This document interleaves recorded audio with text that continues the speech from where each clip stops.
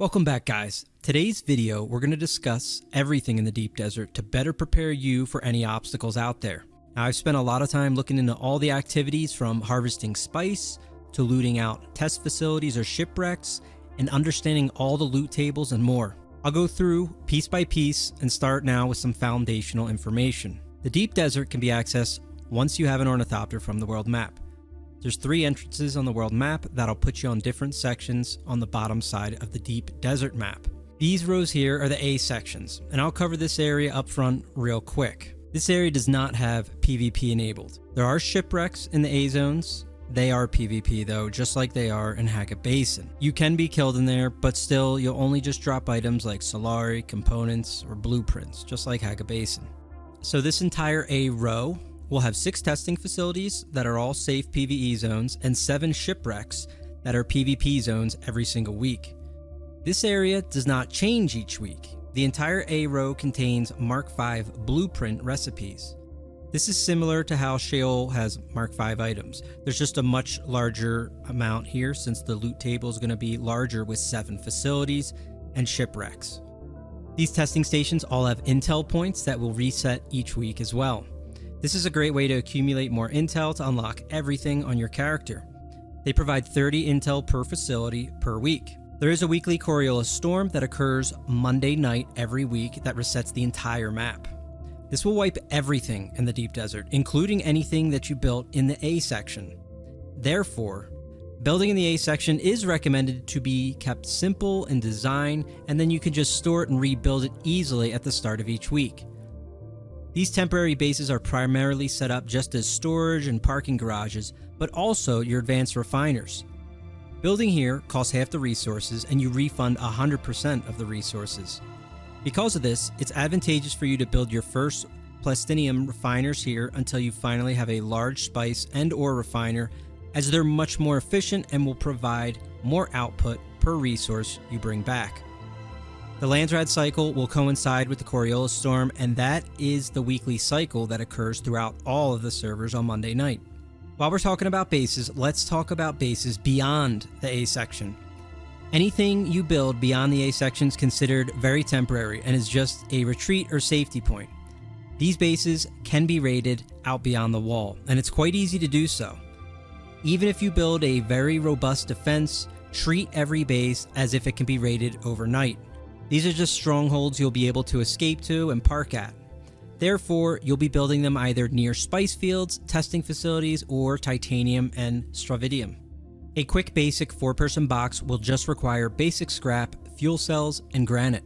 Building 4 foundation with a door and a roof and power, and it's as basic as it really gets. But for an Ornithopter retreat point, you'll want to bring steel, cobalt, and servox for a pentashield as well. Raiding is easily performed with a las gun once you are able to acquire one. Rockets also break walls very effectively, whether it's handheld or from a vehicle. Bases are only vulnerable when a sandstorm comes directly over the base. The shields will drop for 6 minutes once a sandstorm sweeps over your base, so be aware of this when you see them passing through. Let's talk about ornithopters next and traveling in the deep desert. Now, before you ever leave, you always want to run through a checklist. You're going to need 1 or 2 medium fuel cells just in case if you're going to be out there for a while exploring. You're also going to want a decaliter John filled and hydrate yourself up. A stack of bandages. Always check your tools, weapons, especially your suspensor belt and power packs for repairs. Next up, you always want to top off your ornithopter's repairs in the event you get attacked with rockets. Keeping these topped off at all times when you're able to is very important, because once your wings go down, you're going to sink and your ornithopter is as good as dead. So to avoid dying to rocket ganks, keep the wings topped off. They do break down with extended use. Beyond those necessities, you can also bring a tent for storms, although I usually just use surrounding rocks. It's not a bad idea to have one just in case though. A vehicle backup tool is a must if you haven't gotten the habit of using that to pack up your scout ornithopter. I know this is a long checklist, but you'll eventually find yourself forgetting something here or breaking a tool when you went out to harvest and wish you had prepared better. All in all, plan accordingly before going into the deep desert. It's a long trip there and back. With our long checklist out of the way, let's talk about actually flying and talk about PvP. The devs are planning to nerf the speed of the Scout Ornithopters with rockets, so in time, they will be less threatening if you're intending to maneuver away from them, but you will have to learn how to properly glide. Your Ornithopter can use Mark IV pieces or Mark V, but the wings and engine impact your speed. So these must be at least Mark V, and you'll eventually get 6 when you can afford to upgrade to those. These will increase your speed and gliding. Gliding can be maintained by holding a straight course and dipping after moving up a decent height. With a booster on, this is easy to shoot up to the ceiling, which is going to be 800 meters. When you enter into vulture mode, you will not use increased fuel, so don't worry about the warning that you're flying super high. Go and get up there, and then you're gonna dip until you hit your speed. Now, as a reference, we have Mark IV, 5, and 6 wings respectively doing 160, 170, and 180. So they go up by 10 glide speed per tier. Now, my target glide speed is going to be just a couple above that number. So the Mark V glide speed was 170, so my target, I'm actually going to be gliding at 172 or 173. You just want to dip your nose until you hit that point, and then you slowly pull it up a little. You hold your right mouse button at this point, or whatever your free look is, and you can hold this path quite well. You will slowly dip over time and can swing up and slowly dive for speed again to repeat. If you're being pursued, you want to maintain straight paths here and high speeds, where the people will always stay in range and be able to shoot you if you start diving up and down erratically. So that is how you fly at max speed and keep it efficient. If you're harvesting spice or metal, you'll be using a storage once you arrive and probably want to swap out the booster on traveling. Having a booster is a nice way though to keep safe while you feel out who is in the deep desert. Sometimes there's pretty sweaty people who will kill you regardless. They will bring 5 or 6. Sometimes people won't bother, or they're filling up spice too. You have to feel out situations and learn your environment. Every server is different. All in all, my advice is before diving into farming Mark VI, ensure you have a decent farm setup to supply duraluminum and aluminum. Ornithopters are easily replaced once you do that, and it's not really a big deal then. You'll make mistakes, and you just want to learn from them and move forward. Sometimes bugs will also kill your Ornithopter too, so loss is just naturally going to occur. It's happened to me a couple times already. On that note, let us discuss dying and respawns next. Respawning in the deep desert, you can select 1, Haga Basin, which you never want to do. It sends you there and destroys all your gear. I'm not sure if that's still happening or intended, but you do not want to do this, alright? Just avoid respawning at Haga Basin, you never need to. You can respawn where you entered the deep desert in worst case scenarios. If you're getting shot down in an Ornithopter, find a rock you can die at. You do not want to die and have the worm kill you because you will lose all your gear. If you do get ganked and you are going down, you're looking for a rock, you want to have Bindu Sprint on if you're kind of out in the desert. Pull up your map, find the closest point, mark a waypoint on it, and start crashing in that direction. You get out and you can Bindu Sprint to it. As long as the worm doesn't kill you, you're all good. If you're stranded there, you can open the menu and select respawn, and that will suicide you. There are pilots at the entrance of the deep desert in A2, A5, and A8.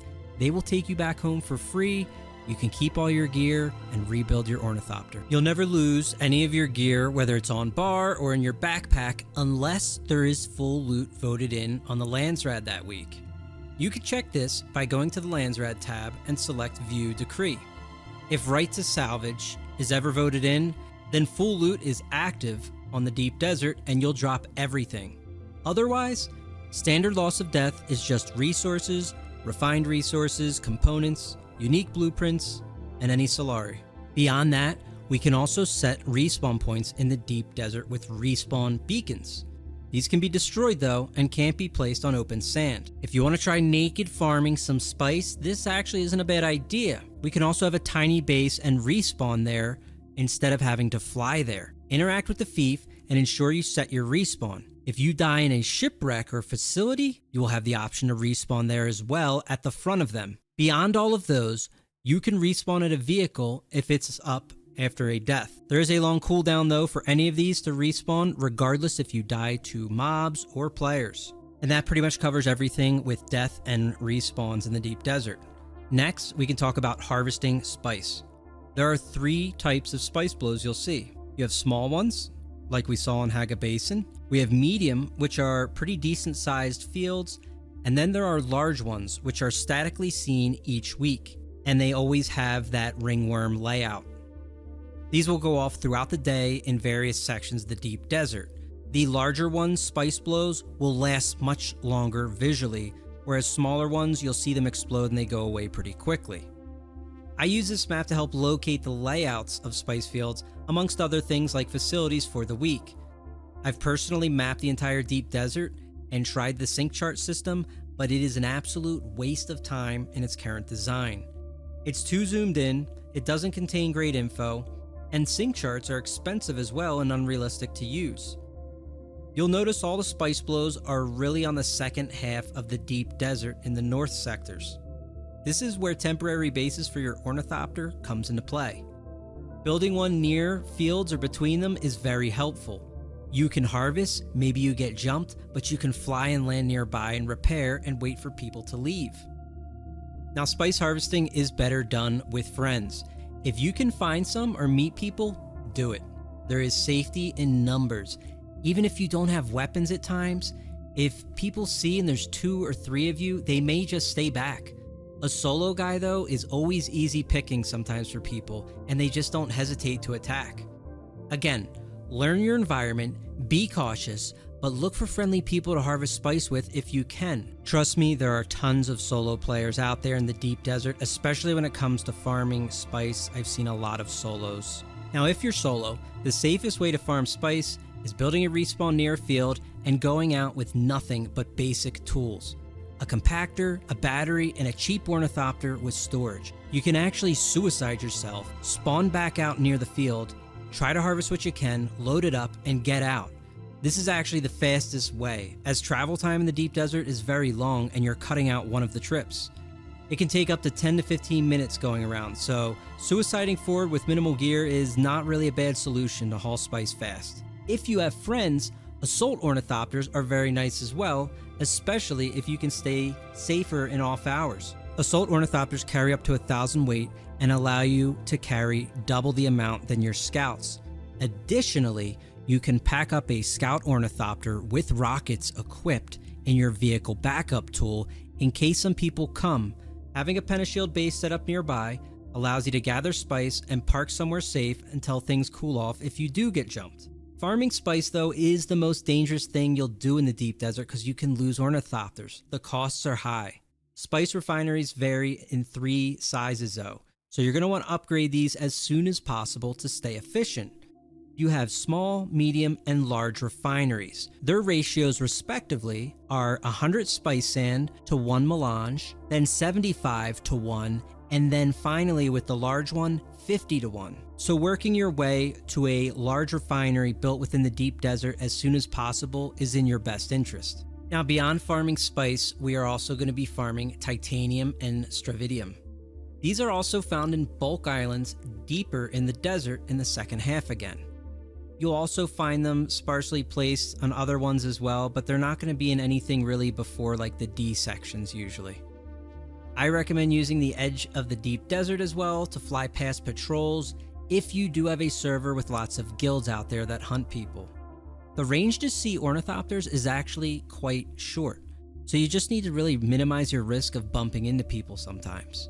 People avoid the sides generally, so they're a pretty good way to travel. There's not much to say about titanium, stravidium. They aren't usually as spicy as the spice fields get. They're usually easier to come in, fill up quickly, and move out. But you are going to have to go farther into the deep desert to get at these supplies. Again, if you can use an assault Ornithopter, it is better, especially the titanium. It is super heavy. Now next up, we have all the things that will drop blueprints. First off, we have dropships. These fall from the sky, you'll hear them. They make very loud sounds when they're breaking in from the atmosphere. They'll be carrying tons of supplies as well for crafting pretty much everything you need for Mark 6 equipment outside of what we've just previously discussed, which is spice, titanium, and stravidium. They won't have those. But pumps, gun parts, ray amps, you name it. Additionally, They always have blueprints as well on the one side compartment. It's always the same looking one. If you scan a dropship, you'll see it when it has 3 sections. The blueprints are always on a specific side. You just kind of learn it by sight. You likely won't be able to get all 3 before a worm gets angry, and you'll see plenty of dropships as well to loot, so don't worry about them too much, but always try to snag these when you can in passing. And be sure to look around while you're doing it and make sure you don't get ambushed by an Ornithopter. Now, blueprints from these dropships rotate every week. All blueprints function this way in the deep desert. I have a posting in my Unique Finder channel on Discord that shows loot tables for the week for all Mark 6 gear in the deep desert.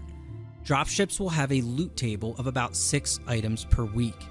Each dropship will have 1 to 3 of these blueprints. Generally, so far, it's usually each week a vehicle part, a melee weapon, and like an armor piece, and a couple other miscellaneous things, like maybe a tool. Next up, we have Shipwrecks. I've only seen 2 layouts in total for Shipwrecks, and you'll learn them pretty well if you didn't already from Haga Basin. They contain a single chest at the end with a single item blueprint every week. So if it drops a rifle, it will only drop that rifle in that chest all week, no variety. They have an exact 90-minute respawn as well. This is on the dot for all Shipwrecks. As a result, you will rarely find anyone in these waiting or bump into anyone in even PvP here. They're easy to check, but they're often looted by people memorizing the times. It's truly a terrible system, but knowing where good recipes are, you can camp the box and get specific items you want that week. Hopefully they rework the timer systems because it is not a good design. Another thing you'll notice I'm doing here is using a handheld life scanner. These are easy to acquire during a quest in the game, or you can buy them pretty cheap. At least right now I could buy them cheap. I bought up a bunch of these. Take these wherever you go in shipwrecks and in test facilities, and you can detect if there's players ahead. It will show a water drop for players or NPCs. Anything that's living, it will show a water drop. This is a great way to see if you're walking into an ambush. It's saved my life more than a couple times at this point. And the last place that we can find unique Mark 6 blueprints is the testing stations. These have many layouts, and almost all of them have large waves of enemies that you have to clear to get to the end. Sometimes it's 3 different rooms with 3 waves. Sometimes it's the first room you enter and you've got to clear like 7 or 8 waves. I've even had one facility where there was no waves and it was really easy to get to the end, but that's probably not going to be too common. All in all, you will have a chest at the end, and this will have a variety of items in the testing stations. There will be some static options, like for this week's example, we have a full light armor set, the Forge set. So that's helmet, chest, gloves, legs, boots. It can drop any of those 5 items. In the other one, it was mainly just the Assault Ornithopter boosters, and then either a knife or a helmet like 10% of the time. So one of them was pretty crappy, the other was pretty good. Some weeks there will be more test facilities or more shipwrecks. These are handcrafted each week by the devs and do not stay static, such as the A row, which does stay static. Overall, sharing the unique list is helpful, and this in conjunction with a map layout lets you pin down certain uniques you want. And it's also worth noting, this deep desert map is shared by all servers every week. Now it's also worth noting the test facilities also have an exact 90-minute respawn on their chests too, as well as weekly intel points that you can go gain. Now the thing is, people are often camped at the end of them just waiting to loot the box. This has become an ongoing problem I've seen this week. Once you leave the facility, you cannot re-enter the final room and you have to clear all the way through again. But what people are doing is they'll clear in and then they sit and camp at the box at times. This again is just poor design overall, but you will encounter PvP here pretty often, whereas shipwrecks don't really keep people waiting around. So beware coming to these solo. I don't usually run into teams with less than 3 or 4 people here. Eventually what will happen here is people will discover the hot items that are in certain test facilities, and that will be where a lot of PvP occurs that week, at least if you're looking for PvP on the ground. I just wish it came in fewer numbers, but again, usually you should expect at least 3 or 4 people here, and to be fair, this is considered group content. Now next up we have buried treasures. These appear in bursts and can be scanned with the Ornithopter. You'll have large stretches where there's nothing in the desert, and then you'll have some where there's like 25 of them.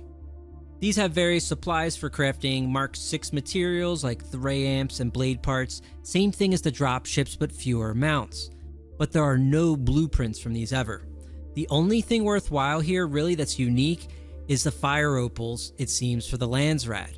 You can farm a lot of fire opals quickly from these, but beyond that, they aren't worth it too much. And capture points are the last point of interest to discuss that is in the deep desert. These are tied to the Landsrad. These take about 30 seconds to flip from one side to capture, or 15 seconds or something like that if they're neutral. Generally, these are extremely uneventful though. I've tried contesting one before, and somebody just sat inside their base until I just left and they'd walk back out and flip it. Overall, the Landsrad needs an overhaul, but these points don't really help much. You gain a minimal amount of 10 points per minute, and this won't win you the Landsrad alone, but you can at least flip them, and I guess you get some house rep if they're active. But overall, that's how these work. There's not much more explanation needed on these. And that pretty much covers all of the things in the deep desert. Spice harvesting is definitely the riskiest thing I've done out there. And the facilities, they're pretty fun for ground PvP and pretty rewarding. If you have no interest in PvPing at all, avoidance tactics can be learned and you can still make tons of money and spice out there. It just takes a bit of practice and learning what you can risk and when you should run. I hope this guy was helpful, properly explain how everything works in the deep desert. If you have any questions on anything I might have missed, please let me know in the comments. I'll be sure to pin anything if there's something important or updates relevant to this deep desert guide. Good luck out there, and I will see you next time.